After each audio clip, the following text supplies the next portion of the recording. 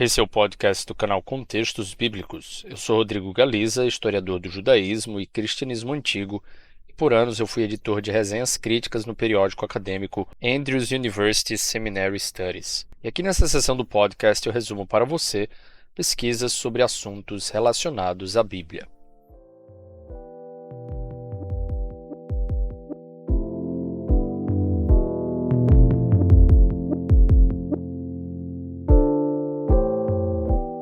Nesse episódio de resenhas, apresento minha reflexão e resumo sobre o livro de Manuela Carpenedo, Becoming Jewish, Believing in Jesus, Judaizing Evangelicals in Brazil, Tornando-se Judeu, Acreditando em Jesus, Evangélicos Judaizantes no Brasil. Ela foi publicada pela Oxford University Press em 2021. Esta é uma obra sobre sociologia da religião, não sobre teologia. É sobre a experiência religiosa de sujeitos vivos e não uma história do judaísmo que lida principalmente com textos dos mortos. Uma dissertação revisada pela Universidade de Cambridge, Becoming Jewish envolve crentes contemporâneos em seus ambientes. Manuela Carpenedo narra as experiências de ex-evangélicos em contraste com cristãos católicos do Brasil que agora se auto-identificam como judeus. Ao viver com eles, ela teve a oportunidade de ver e ouvir como eles praticam sua religião em suas casas, em seus locais de reunião e até mesmo em Israel, em uma viagem em grupo que ela fez com eles. O relato de Carpenedo é envolvente, cheio de testemunhos e às vezes eu me senti como se estivesse lá na sala com ela, especialmente porque num livro escrito em inglês ela misturou um pouco de português. Os relatos detalhados focam nos membros mulheres dessas comunidades por um bom motivo. Os estudos feministas sobre religião ainda são muito populares. Os assuntos religiosos femininos são historicamente pouco estudados e a autora é mulher. E o mais importante, como ela explica, o tópico em si leva a esse foco, já que a identidade prática dessa comunidade gira em torno do corpo feminino, devido à importância das leis de pureza e impureza da Torá em suas vidas. Em hebraico, o termo comumente usado é nidá, que significa principalmente impureza menstrual. Carpenedo foi descobrir por que essas mulheres cristãs ex-evangélicas brasileiras se subjugaram ao que a maioria das feministas consideraria costumes patriarcais do judaísmo moderno, quando suas experiências, principalmente como pentecostais, foram mais libertadoras. Sua resposta é complexa, mas se concentra no papel do corpo feminino. As práticas do tzniut, ou modéstia, vestir-se de uma forma que cubra o corpo, e nidá, ou pureza sexual, não dormir com os maridos durante o período de impureza menstrual, são destacadas pela autora. O papel da mulher na identidade da comunidade também é perceptível em sua observância do Shabat, o sábado, na preparação de alimentos, kashrut, ou as leis alimentares de Levíticos, e na criação de filhos, na continuação do status genealógico. Carpenedo evita impor uma definição de subjugação e libertação às mulheres com quem se envolveu, e ao falar com elas e ao transcrever suas conversas, ela permitiu que os seus sujeitos expressassem sua autocompreensão. Para Tzípora, pseudônimo de 36 anos, e Diná, 41 anos, a subjugação é algo desejável porque é a vontade de Deus, e não dos homens. Na perspectiva delas, por meio da obediência às tradições do judaísmo moderno, as mulheres judias têm mais controle sobre seus corpos e sobre as vidas de seus familiares do que aquelas do mundo, que ainda vivem em uma visão de mundo machista dominada pelos homens. Isso pode soar como uma surpresa para muitos, mas é assim que elas entendem a sua realidade. Conforme contextualiza a autora, essa conformidade com as formas mais rígidas da religiosidade é uma reação a uma percebida frouxidão praticada pela maioria dos brasileiros e a crescente influência cultural do judaísmo moderno no Brasil. Carpenedo argumenta que o comportamento religioso dessas mulheres ainda é influenciado por sua educação evangélica em sua aversão ao catolicismo como um paganismo e sua visão de um relacionamento recíproco com Deus, do evangelho da prosperidade e de curas, de obediência aos mandamentos ou em hebraico mitzvot. Sobre a importância cultural da etnia judaica, Carpenedo demonstra como o passado é reimaginado na construção da identidade desse grupo. Enquanto alguns membros têm uma suposta conexão étnica com os judeus europeus, os Bnei Anussim, ou cripto-judeus, conforme descrito no capítulo 4, Os membros dessa comunidade enxergam Jesus como o primeiro reformador do judaísmo, de uma perspectiva racídica, e como um modelo. Verificamos isso na discussão das páginas 129 a 135. Como o título pode sugerir, Becoming Jewish Believing in Jesus é um processo híbrido, uma bricolagem, de se dissociar um pouco do cristianismo em algum aspecto e de se tornar judeu em outro.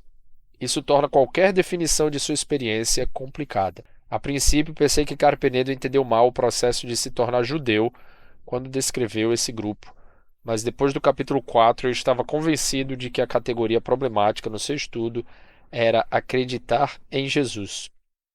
Refletindo sobre a sequência do livro, eu mudaria apenas uma coisa. No formato atual, os capítulos 1, sobre a ascensão do discurso filosemita no cristianismo, e 4, sobre a etnia judaica no Brasil, fornecem um contexto histórico para a formação e as experiências dessa comunidade brasileira, enquanto os capítulos 2, 3 e 5 descrevem suas crenças e práticas. Assim, eu leria os capítulos 1 e 4 juntos, o que facilitaria a compreensão do argumento geral de sua pesquisa. Concordo com a sua observação, mas daria nuances à terminologia. Eu reconheço que ela tentou usar as expressões que seu objeto de pesquisa, os membros da comunidade estudada por ela, adotou, e que os termos são possivelmente aqueles facilmente identificados pela maioria das pessoas. No entanto, como ela mencionou em seu relato dos Bnei Anussim, os judeus étnicos que mudaram sua identidade por causa da perseguição católica no Brasil, os acadêmicos com suas narrativas sobre o judaísmo do Brasil são responsáveis pela invenção cultural. Ela afirma isso na página 149. Carpenedo faz parte desse processo de invenção cultural ou formação ideológica também, pois dependendo de como se define o judaísmo e o cristianismo nessa história, a análise de um grupo religioso tão complexo pode ser muito diferente.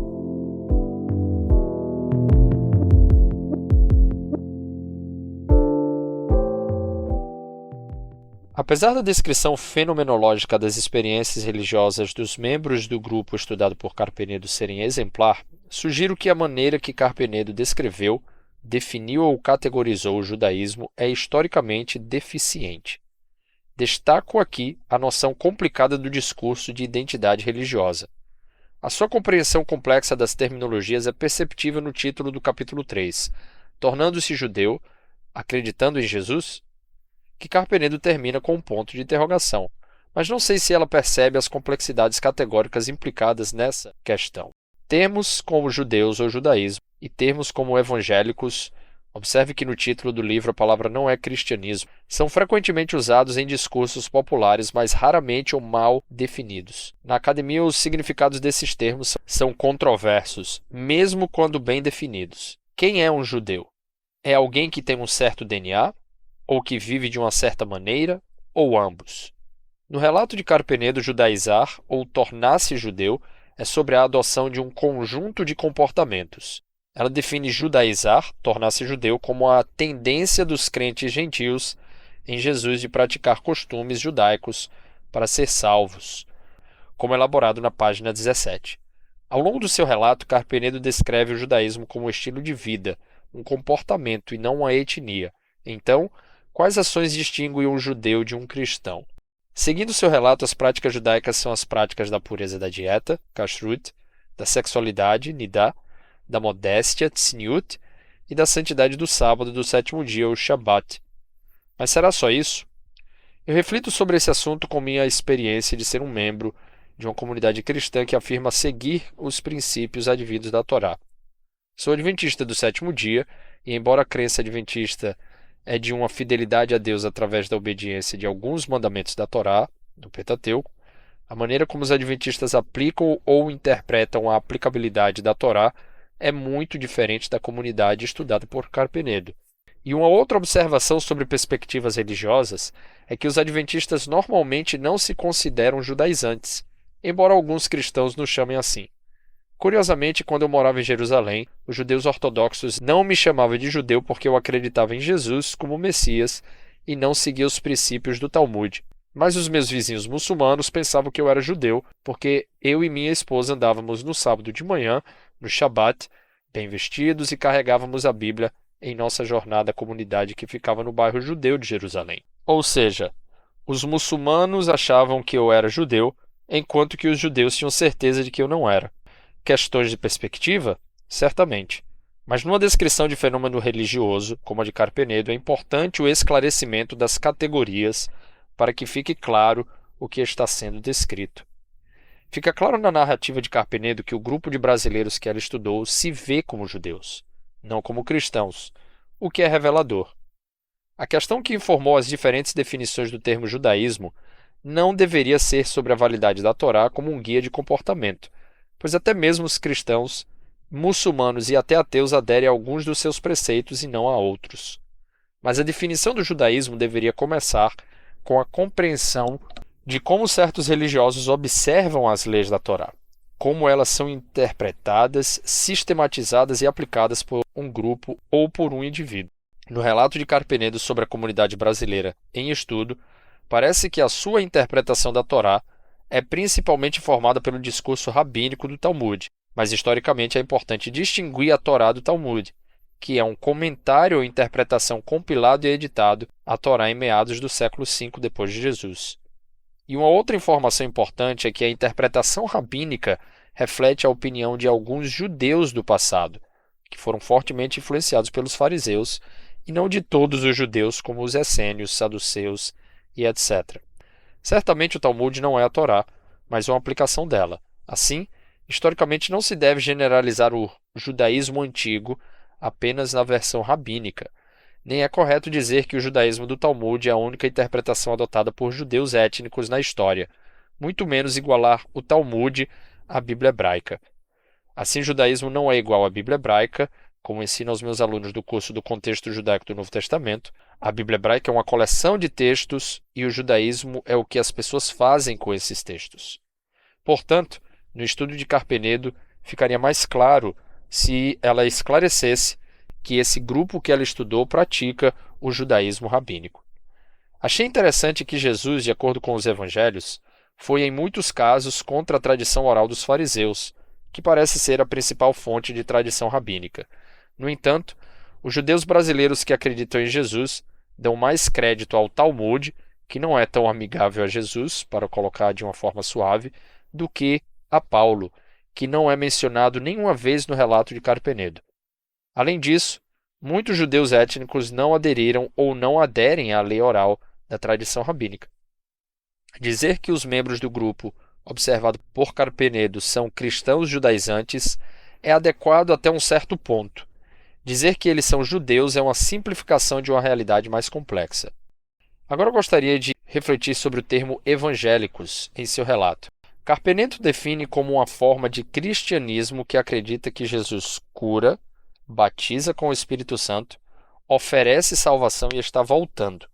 Isso é explicado no seu prefácio na página 8.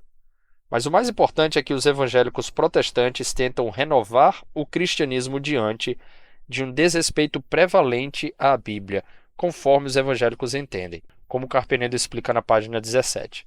Desses qualificadores de um evangélico, o ponto que é questionável e é mais característico desse grupo, que ela observou, com base nos testemunhos desses crentes judeus brasileiros, é o papel de Jesus na salvação. Em alguns dos relatos, os membros afirmam que acreditam em Jesus como Messias, na página 215. Mas que tipo de Messias? Minha impressão, ao ler o livro, é que muitos desses crentes judeus acreditam que Jesus parece ser um bom modelo ético, mas não um salvador. Nas palavras de uma participante, abro aspas, não importa se você acredita ou não em Yeshua, Manuela. Yeshua não é essa figura que salva você. É a sua conduta moral que importa, se você observa retamente as leis das Escrituras. Fecho aspas. Afirmação encontrada na página 131. Perceba que Jesus parece ser um dos muitos judeus piedosos, Hassid, como o rabino Israel Ben Eliezer, o Baal Shem Tov, que é mencionado no relato de Carpenedo como um importante guia espiritual para essa comunidade, o que é muito semelhante ao Chabad, onde o rabino Menachem Mendel Schneerson, o Rebbe de Lubavitch, é venerado por alguns judeus como Messias. Essa comunidade do Brasil parece venerar Jesus como um Messias ético, mas não como o Filho divino de Deus que redime a humanidade dos seus pecados, como no cristianismo ortodoxo. Ver detalhes dessa discussão nas páginas 130 a 135. Esse entendimento é coerente com o que Carpenedo observou em sua celebração do ritual da Pessach, a Páscoa. Em sua versão do ritual, observada pelo grupo, conforme narrada por Carpenedo, o ritual não estava de acordo com os padrões rabínicos ou como a maioria dos cristãos celebram a Eucaristia ou a Santa Ceia. O papel de Jesus para essa comunidade está principalmente conectado ao ritual da lavagem dos pés, que nem é prescrito pela Torá, mas mencionado apenas no Evangelho de João, no capítulo 13. O papel de Jesus no ritual como Cordeiro Pascal, que é central no cristianismo, não está presente na observância da comunidade estudada por Carpenedo. Depois de celebrar a Pessach, ou a Páscoa, Carpenedo conclui que o símbolo de Jesus, abro aspas, perdeu sua centralidade dentro das hierarquias culturais dos evangélicos judaizantes. Fecho aspas. Citação da página 130. E eu concordo. Portanto, eles ainda devem ser caracterizados como cristãos? Eu me pergunto o que o rabino Shaul, do primeiro século, também conhecido como Paulo de Tarso, diria a esta comunidade se estivesse vivo hoje. Talvez a mesma coisa que ele fez aos Gálatas, que eles estavam praticando um outro evangelho. Talvez. Deixo você decidir essa questão. Numa perspectiva histórica descritiva, não seria adequado apenas designar tal grupo como cristão, visto que a característica central do cristianismo é acreditar que Jesus é o Filho de Deus Salvador. Tal crença não é compartilhada pelos membros dessa comunidade. Como historiador, vejo semelhanças entre o grupo descrito por Carpenedo e aquele descrito por escritores cristãos antigos como Epifânio.